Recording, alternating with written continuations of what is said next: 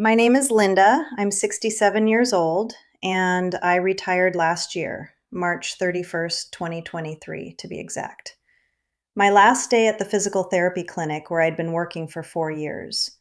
My coworkers got me a grocery store cake, the kind with the white frosting and the sugary flowers on the corners, and I drove home and sat in my backyard and had absolutely no idea what to do next. That's the real version of how it started. I had been planning this for years, running the numbers over and over until I had them memorized.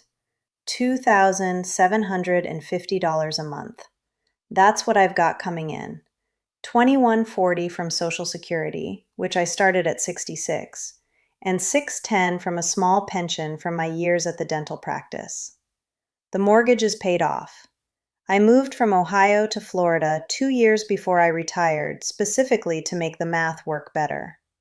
I took a Medicare class at the library.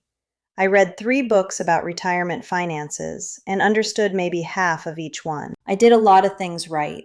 I really did. And there were still 5 specific things that I just did not see coming. Things nobody told me clearly. Things I had to figure out the hard way in the first 12 months. I don't know, maybe it's just me, but based on the comments I've been getting on this channel, I don't think it is just me. That's what I want to talk about today. Here's what I thought retirement was going to feel like. I thought I was going to wake up and the first thing I'd feel was relief. Pure, clean relief. Because I was tired. I was so tired by the end. Not of any one thing. The job at the clinic was fine. The people were nice. Just tired in that deep way you get after 46 years of working. Tired in my bones is how I'd put it. I kept saying 2 more years, and then 1 more year, and then finally I just did it. And the relief was there. It was. The first morning I woke up with nowhere to be, I just lay there and thought, okay, I did it. And that felt good. But somewhere around week 3, something shifted, and I couldn't quite name what it was at first. I was fine. Nothing was wrong. But I'd get to about 2 in the afternoon, and there'd be this feeling, like I was forgetting something, like I was supposed to be somewhere, like the day had a gap in it that I didn't know how to fill. And I'd turn on the TV and feel vaguely guilty about it, which is insane because I'd worked 46 years and I had earned every afternoon of television I ever wanted. But the guilt was there anyway, sitting right next to me on the couch. I'm not going to give you a 5-step system for any of this. I don't have one. What I have is a year of figuring it out, and 5 things I kept wishing someone had told me before I got here. So I want to tell you about a specific afternoon. This was maybe 6 weeks in, early May last year. I had gone to Publix, which, if you're new here, I do a lot. I go to Publix the way some people go to the gym, just regularly, just as a place to be. And I'm standing in the checkout line, and the woman in front of me is talking to the cashier about her job. Just normal checkout line talk. She was complaining about a meeting she had to get back for. And I stood there and I thought, I don't have a meeting. I don't have anywhere to get back to. I can stand in this line as long as I want, and no one is waiting for me. And I didn't know if that felt good or terrible.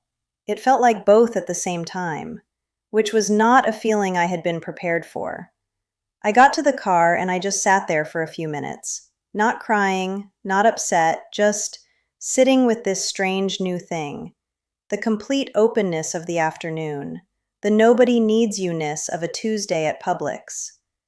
I called Shelley on the drive home. My daughter, she's 43, she's a nurse, she lives 45 minutes away in Tampa, and she is the main reason I moved to Florida in the first place.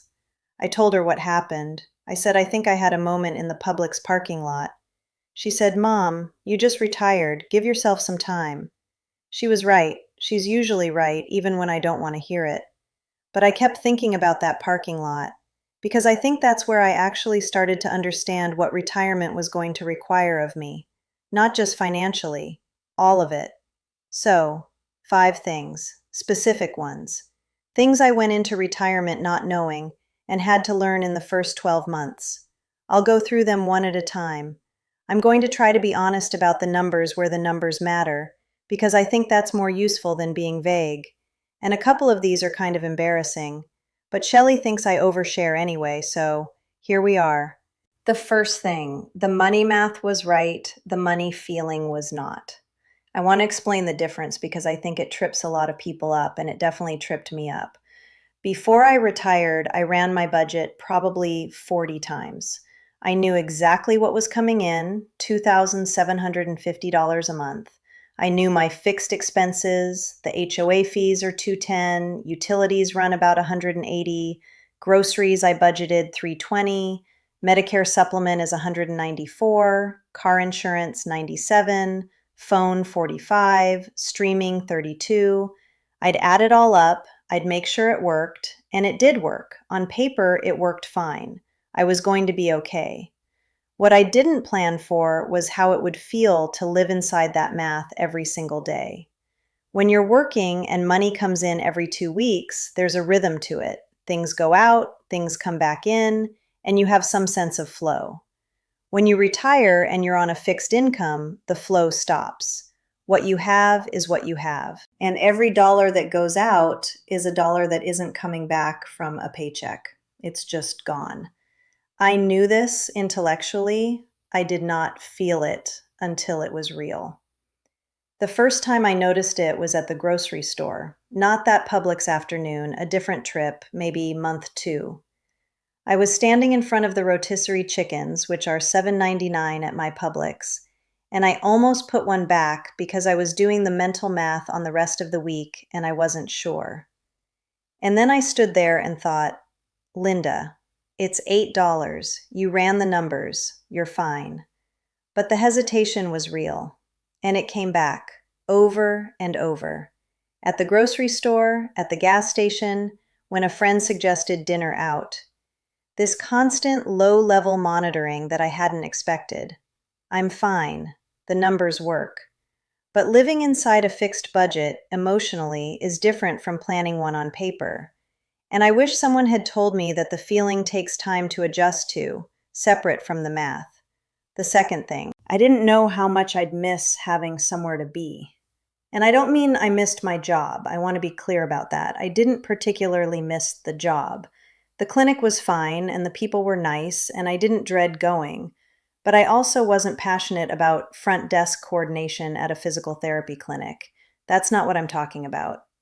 What I missed was the structure, the shape of the day that work provides without you asking it to.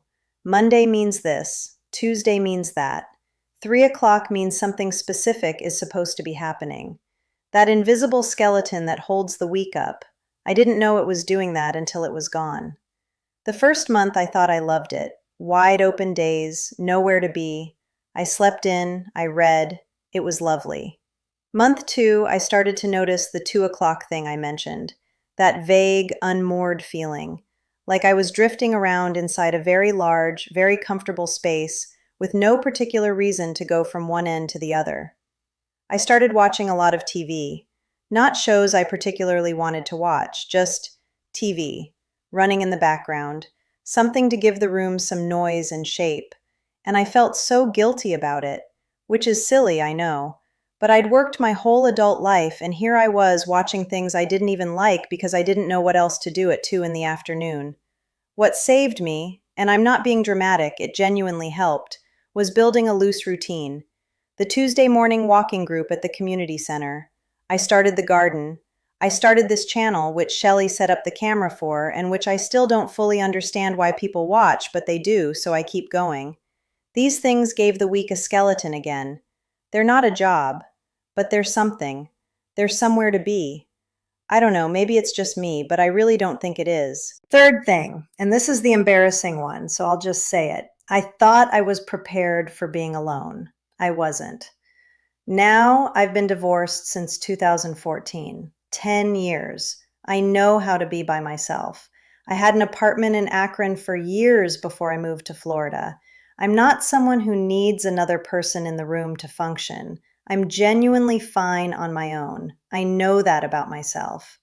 What I didn't fully account for is that work was filling a social need I didn't know I had. Even at the clinic, where I wasn't close friends with most of my coworkers, we were friendly, we talked, we shared a microwave, We occasionally went to lunch. That contact was doing something. It was regular human interaction. People who knew my name, expected to see me, sometimes asked how my weekend was. Low stakes, low depth, just contact. When I retired, that stopped. And I had Shelley, which I am deeply grateful for. And I have my sister Donna in Akron. We talk 2 or 3 times a week. But day-to-day, in-person contact with people other than Shelley dropped significantly. And I noticed it in ways I hadn't expected. The house is quiet at night in a specific way. I don't mean lonely exactly. I mean quiet. Like the absence of ambient human presence is something you can actually hear. I tried to make new friends in retirement. I will do a whole video on this at some point because it was awkward in ways I genuinely did not anticipate. Making friends at 67, when you don't have a built-in structure that puts you in the same room as the same people repeatedly, is harder than anyone tells you. I went to a couple of things at the community center. I joined a book club for 6 weeks before I realized I didn't actually want to read the books they were picking. I'm still working on this one. The walking group helped. This channel helped. Which sounds strange, but it's true. Talking to you every week makes the house feel less quiet. But I'm not going to pretend I've solved it. I haven't. Fourth thing. Healthcare cost me more than I planned, and I should have planned better. I'm going to give you the real number because I think that's more useful than being general about it. My Medicare supplement plan, which is not optional if you don't want to be exposed to significant out-of-pocket costs, runs me $194 a month. That's just the supplement. Medicare Part B is on top of that. And there are still things that aren't covered or that require prior authorization or that have copays I didn't fully anticipate. In my first year of retirement, I had 2 things come up health-wise, nothing serious. One was a referral to a specialist that took 3 months to get figured out between my primary and my Medicare plan. One was a procedure that I thought was fully covered and wasn't, not entirely. I ended up paying a few $100s out of pocket that I hadn't budgeted for. A few $100s doesn't sound like much. On a fixed income with a tight budget, a few $100s is a few $100s. I had taken a Medicare class at the library before I retired, and I thought I understood it. I understood maybe 60% of it. The remaining 40% cost me time and money and a fair amount of stress in the first year. And I was not someone who went in blind. I had done the research. I had tried to prepare. What I'd tell myself if I could go back is take the class, read the materials, and then find one more person to actually talk to. A benefits counselor, a Medicare specialist, someone whose job it is to sit with you and go through your specific situation. Not a salesperson, an actual counselor. Florida has free SHIP counselors. That stands for State Health Insurance Assistance Program, and I didn't know that existed until month 4 of retirement. I wish I'd known before I started. Fifth thing, and this one surprised me more than anything else on this list. I didn't know how much identity I had wrapped up in being someone who worked. I thought of myself as a pretty well-rounded person. I had the garden, I had Shelley and the grandkids, I had my sister Donna, I had interests outside of work. I was not someone who only talked about her job at parties. But when I retired and someone asked me what I do, and this happened a lot in the first few months, at the community center, when I met Shelley's friends, just regular conversation, I didn't know how to answer. I'd say, I just retired, and then kind of trail off, because I didn't have the next sentence yet. When you work, the next sentence is right there. I'm an office manager. I work at a dental practice. It locates you. People know what to say back. Conversation continues. I just retired, and then silence is a different experience. And I found it surprisingly uncomfortable. More uncomfortable than I expected. And I realized, slowly, over the first 6 or 8 months, that I had used my job as a kind of shorthand for who I was. Not consciously. Not in some deep psychological way, just it was part of how I understood myself. I was someone who worked. And now I was figuring out who I was without that. This channel actually helped with this more than anything else. Not because YouTube is my new identity, I don't think that's quite it. More because having something I was building, something I was showing up for every week, gave me back a sense of, this is what I do. I make these videos. I figure retirement out in public and talk to people who are in the same boat. That felt like something. It still does. And I don't know, maybe it's just me, but I think a lot of people go into retirement not realizing how much of their sense of self is tied up in what they do. And when what they do changes completely and suddenly, the self needs some time to catch up. That's not a crisis, it's just real. And it would have been nice to know it was coming. I'm not going to tell you the first year was hard every day. It wasn't. Some of it was genuinely wonderful. Sleeping until 7, the garden on a slow Wednesday morning, lunch with Shelley, Chloe telling me the channel was actually kind of cool. My 14-year-old granddaughter said that, and I made a whole video about it, which maybe proves Shelley's point about oversharing, but I'm not sorry. The point is, it was both. The first year was both. Some days felt like everything I'd worked toward. Some days felt like I'd landed in a country where I didn't speak the language yet. I'm more fluent now than I was at the start, but I'm still learning. And I think that's okay. If any of this sounds familiar, leave a comment. Tell me which one hit closest to home. Specifically, which of these 5 things would have been most useful to know before you retired? Or, if you're not retired yet, which one are you most worried about? I read every single comment.